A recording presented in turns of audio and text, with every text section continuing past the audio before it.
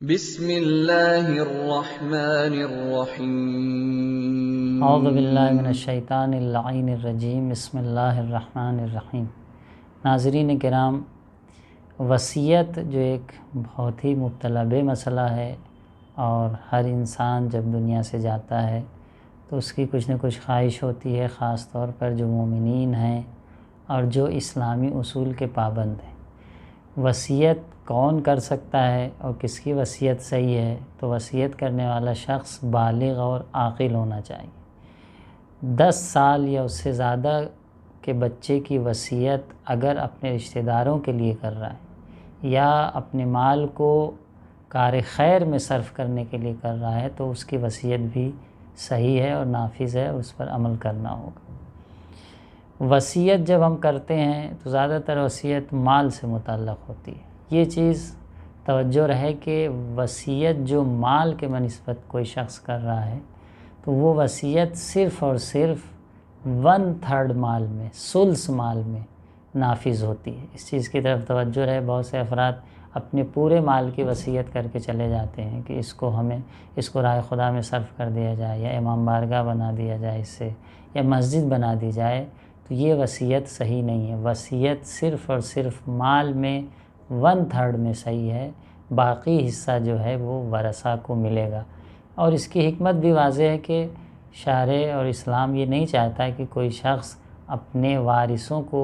کلی طور پر بالکل محروم کر کے چلا جائے۔ نہیں، 1/7 مال کے اپنے کار خیر کے لیے وصیت کر سکتا ہے، 2/7 مال اس کے ورثہ کا۔ ہاں، اگر اپنی زندگی میں وہ کسی کو کچھ دینا چاہتا ہے، لیکن زندگی میں بھی موت کے آثار دکھنے سے پہلے، وہ بیماری جس میں موت آ جائے، جسے مرض موت کہا جاتا ہے، اس میں اپنی زندگی میں بھی اگر کسی کو سب کچھ دیتا ہے تو وہ بھی نافذ نہیں ہے، صرف 1/3 میں نافذ ہوگا، وصیت کے حکم میں نہیں۔ عام حالت میں بیمار بھی نہیں ہے اور اس بیماری میں سے دنیا سے گیا بھی نہیں ہے، عام حالت میں وہ اپنے مال کو پورا مال یا آدھا مال کار خیر میں صرف کر سکتا ہے۔ البتہ اپنے بچوں میں بے وجہ امتیاز دینا، کسی کو زیادہ دینا، کسی کو کم دینا، اس کی شریعت میں مذمت ہے، مگر یہ کہ کسی بچے کے اندر کوئی امتیاز ہو، مثال کے طور پر کوئی بچہ عالم دین ہے یا کوئی ایسی اس کے اندر خاص خصوصیت پائی جاتی ہے تو اس کو ترجیح دے سکتے ہیں۔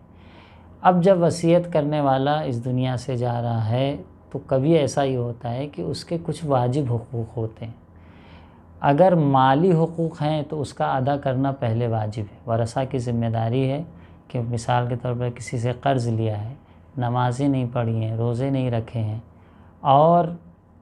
ایسی فرصت بھی نہیں ملی کہ اپنی نماز روزوں کی قضا کر سکے اور جا رہا ہے، یا حج نہیں کیا ہے اور حج اس پر واجب ہو گیا تھا، مستقر ہو گیا تھا، اور پھر بھی حج کرنے نہیں گیا، تو ورثہ کی ذمہ داری ہے کہ پہلے اس کے واجب حقوق کو اس کے مال سے ادا کریں گے۔ یا سال کے اندر 4-6 مہینے میں کچھ پیسے کمائے تھے، اس کا خمس نہیں نکالا تھا، اگر ایک شخص بالکل خمس نہیں نکالتا تو پھر ورثہ کی ذمہ داری نہیں ہے، لیکن اگر خمس نکالتا رہا ہے اور آخری 4-6 مہینے جو اس نے کمائے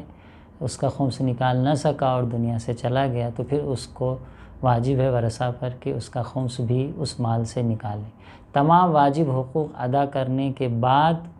جو مال بچے گا وہ وراثت میں تقسیم ہوگا۔ اگر وصیت کیا ہے کسی کار خیر کے لیے تو 1/3 وصیت پہ عمل ہوگا، مال کے اصل مال کے 1/3 میں سے وصیت پہ عمل ہوگا، باقی ورثہ میں تقسیم کیا جائے گا ارث کے دستور کے مطابق۔ وصیت اگر واجب حقوق کسی شخص کے اوپر ہیں، حج ہے، نماز ہے، روزہ ہے، کسی کا قرض پیسہ دینا ہے، ان چیزوں کی وصیت کرنا بھی واجب ہے۔ یعنی اگر کسی شخص کے اوپر موت کے آثار یا ایسی بیماری لاحق ہو گئی کہ اسے لگ رہا ہے کہ وہ دنیا میں سے چلا جائے گا، تو واجب ہے کہ اپنے واجب حقوق کی وصیت کر کے جائے۔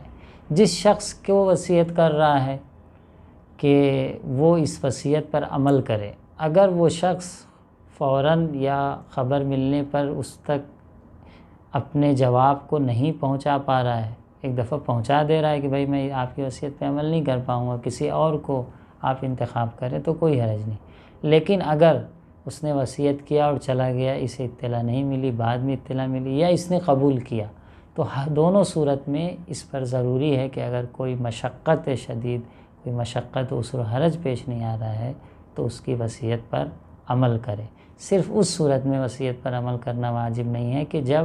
وصیت کرنے والے کے سامنے ہی اس نے منع کر دیا ہو کہ بھائی میں آپ کی وصیت پر عمل نہیں کر پاؤں گا، کسی اور کے ذمے کر کے جائیے۔ لیکن اگر اسے خبر نہیں ملی،